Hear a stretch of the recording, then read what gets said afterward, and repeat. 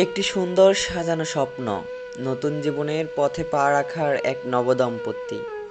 কনের হাতে মেহেদির রং হয়তো তখনও অমলিন, কিন্তু কে জানতো সেই বিয়ের আনন্দ মাত্র কয়েক ঘন্টার ব্যবধানে এক বিভৎস আর্তনাদে পরিণত হবে।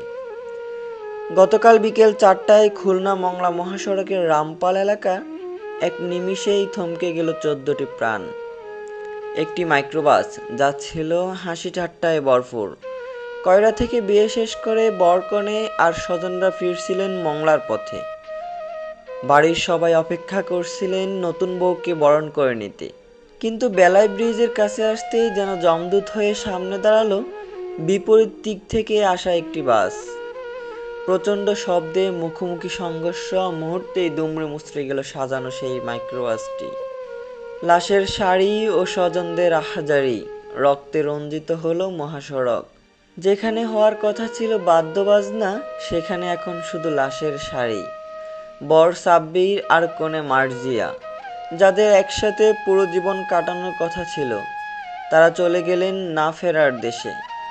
কিন্তু ট্র্যাজেডি এখানেই শেষ নয়। বরের বাবা, ভাই, বোন, এমনকি ছোট নাতি নাতনিরাও আজ আর নেই। একই পরিবারের এতগুলো মানুষের প্রস্থান মংলা শহরকে স্তম্ভিত করে দিয়েছে। পুরো এলাকায় এখন কেবল কান্নার রোল।